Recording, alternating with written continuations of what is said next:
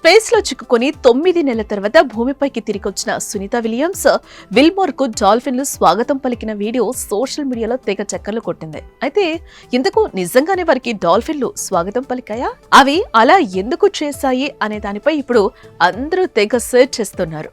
సముద్రంలో జీవించే అతిపెద్ద జీవుల్లో డాల్ఫిన్లు ఒకటి. డాల్ఫిన్లు తెలివైనవే కావు, వాటి సంతోషం కుతూహలం చాలా ఎక్కువ. అందుకే సముద్రంలో నౌకలు కనిపించగానే వాటి వద్దకొచ్చి సందడి చేస్తూ ఉంటాయి.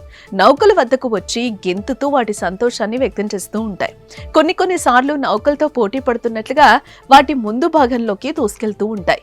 అయితే డాల్ఫిన్లు క్రూ డ్రాగన్ వ్యోమనౌక వద్దకు రావడానికి ఇదే ప్రధాన కారణం. సాధారణంగా సముద్రాల్లో నౌక వేగంగా ప్రయాణించేటప్పుడు దాని ముందు భాగంలో ఒక పీడన తరంగం ఏర్పడుతుంది.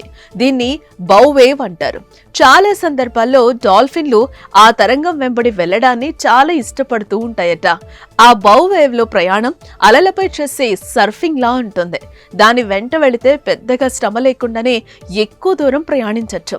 అందుకే డాల్ఫిన్లు ఈ తరంగం వెంబడి పయనిస్తూ ఉంటాయని సముద్ర జీవశాస్త్రవేత్తలు చెప్తున్న మాట.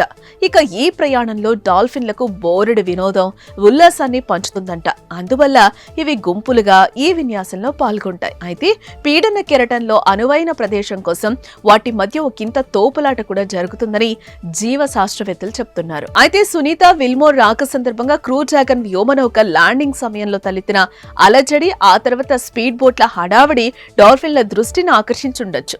వాటి వెంట సునాయాస ప్రయాణం చేసే ఉద్దేశంతో ఈ జీవులు అక్కడికొచ్చుండొచ్చు. ఇక అలల తాకిడికి అవి సరదాగా గెంతుతూ వారికి స్వాగతం పలికేలా విన్యాసాలు చేశాయంటూ జీవశాస్త్ర నిపుణులు చెప్తున్నారు.